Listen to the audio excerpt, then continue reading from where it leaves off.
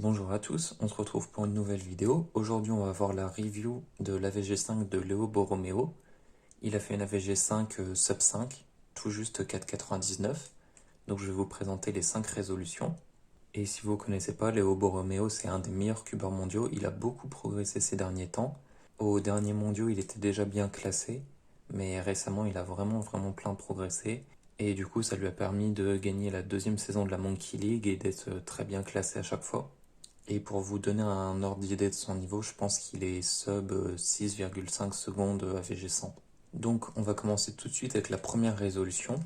Donc j'ai oublié de préciser, mais il est couleur neutrale. Et la première résolution, il a prévu de la faire en croix blanche. Donc ici, il a vu les 2 arêtes de déjà mise. Ensuite, il a vu cette arête et celle-ci. En se positionnant ici, il a vu qu'il pouvait faire D' F2. Donc pour mettre la rouge, et en mettant la rouge, cette arête, elle allait se retrouver ici, donc dans le bon slot et bien orienté. Du coup, il n'aurait plus qu'à s'occuper du coin. Donc le coin, il est ici. En faisant D' F2, il va se retrouver ici. Et ensuite, en mettant la dernière arête, il va faire R. Et du coup, le coin, il va se retrouver là-bas, il n'aura plus qu'à l'insérer. Donc il a fait D' F2, R comme prévu. Il a inséré le coin. Et ensuite, il a aligné la croix. Ici, il a tout de suite enchaîné avec cette paire. Donc, il a fait comme ça. Il a enchaîné avec cette paire. Donc, en même temps qu'il a fait la rotation, il a créé la paire comme ça. Et pour l'insérer, au lieu de faire U2 et de l'insérer derrière, il a plutôt fait U pour faire R' U2R. Donc, ça va mieux pour l'insérer. Ici, il a vu qu'il avait un OLL point, enfin qu'il allait en avoir un. Du coup, il a fait une rotation, il a créé sa paire, et ici, il a fait un sledgehammer pour l'insérer. Ici, sur cette OLL, normalement, il la passe comme ça, mais il allait la commencer ici. Il s'en est rendu compte une fois qu'il avait fait les 2 premiers mouvements. Du coup, il a fait les 2 mouvements inverses, et il est venu ici pour la faire. Donc, il fait ça comme algorithme. Et ici, il a une PLL skip. Donc on a vu que sur la fin de la première résolution, c'était assez chanceux. Et la deuxième résolution, par contre, elle n'est pas forcément chanceuse, mais il a trouvé une bonne solution pour cette deuxième résolution. Il a mis beaucoup de temps à trouver la croix. Il a vu qu'il avait cette paire, du coup il va la préserver. Il va faire une croix rouge, donc avec une pièce ici, une pièce ici, une ici et une ici. Il va se positionner comme ça. Donc comme ça, si on oriente un peu plus le cube. Et ici, il va faire L, U', L'. Donc ça va lui permettre de mettre cette arête. Ici, de préserver cette paire. Donc ensuite, il fait un L, mais avec les 2 tranches. Donc pour amener ces 2 arêtes qui sont déjà mises, pour descendre la croix en bas. Et ici, il va faire U pour enlever la paire, parce que sinon il ne peut pas insérer l'arête. Donc il a fait U, L'. Ici, il lui reste plus qu'à mettre cette arête. Donc il a fait D2, F. Et ici, il s'est trompé parce qu'il a fait une rotation et en même temps un D. Du coup, il s'est rendu compte qu'il fallait faire un D2 pour aligner la croix. Et ensuite, il a inséré sa paire. Mais il a mis du temps justement à regarder pour l'insérer alors qu'il l'avait sûrement prévu à l'inspection. Donc il l'a inséré derrière. Ici, il a voulu faire cette paire. Sauf qu'il est parti comme ça et il s'est rendu compte qu'il fallait pas. Du coup, il a fait comme il fallait ensuite. Puis il a inséré la paire devant. Ensuite, il a fait cette paire. Donc, il a fait des sexy moves depuis l'arrière. Et ensuite, il l'a inséré devant. Et pour la dernière paire, il a fait une rotation et il a fait cette paire. Donc, de manière plutôt standard. Ici, il a un OLL vraiment simple. Et ensuite, il a une barre de 3, donc il aurait pu la prendre devant lui, mais il l'a mise derrière, donc ça revient au même. Et ensuite, du coup, il a fait la PLL. Donc, les 2 premières résolutions qu'il a fait, c'est les 2 temps qui comptent pas, donc son meilleur temps et son pire temps. Donc la première résolution, le 4,66, c'était le meilleur, il compte pas. Et la deuxième résolution, c'était le 7,47, qui ne compte pas non plus, comme c'est la pire.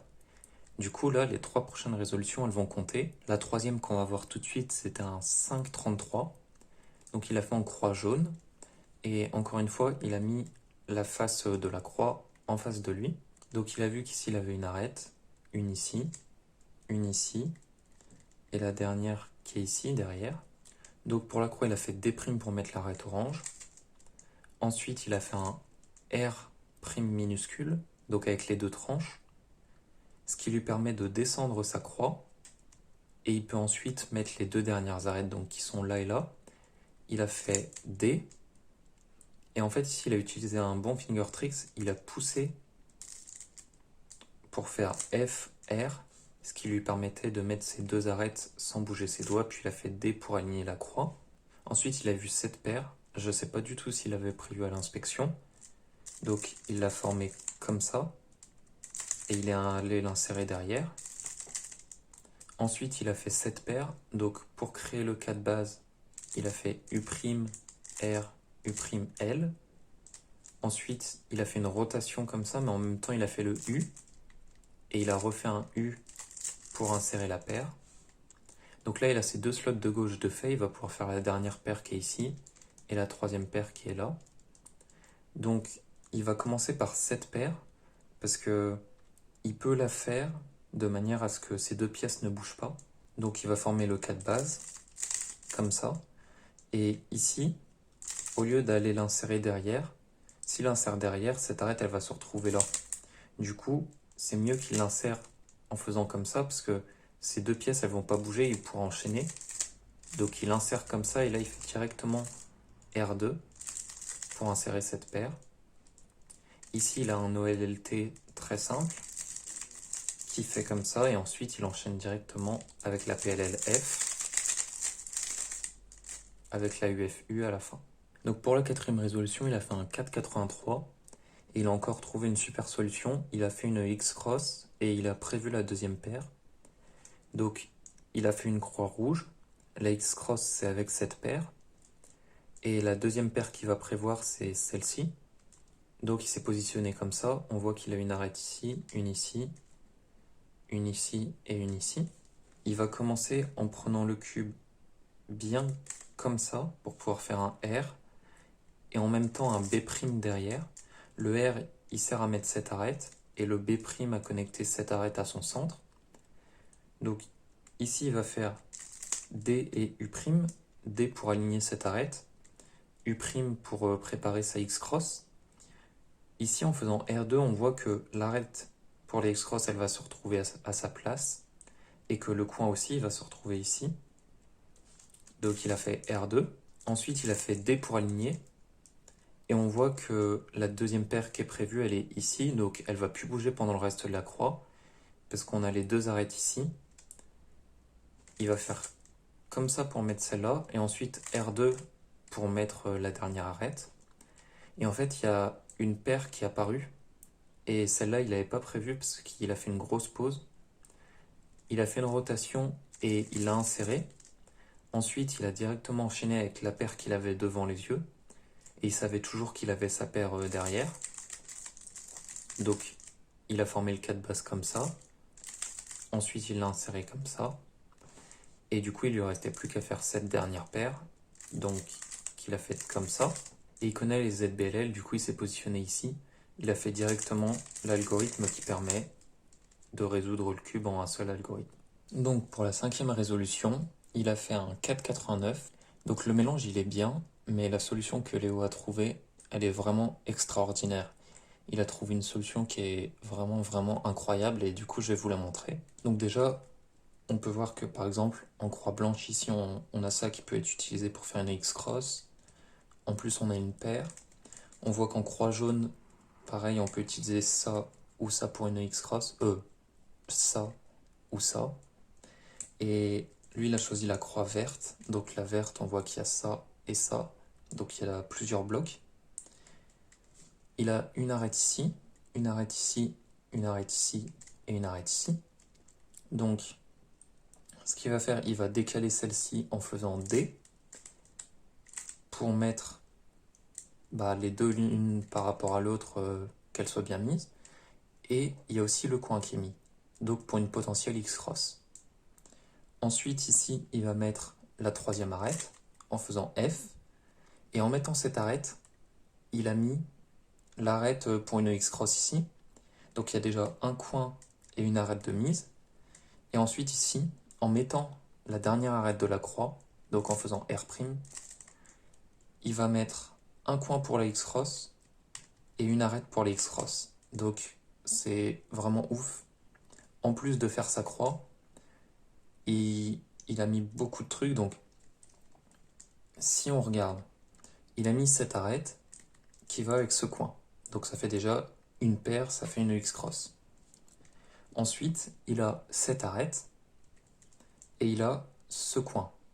Donc, quand on met une arête et un coin mais qui vont pas ensemble, il faut faire des pseudo-slots, ce qui permet de faire deux paires en une seule. Et ici, ça tombe bien, parce que justement, on a cette paire, donc je vous la montre bien, qui est déjà une paire de pseudo-slots. Du coup, il faudrait qu'il l'insère ici. Donc il fait D pour mettre le bon coin.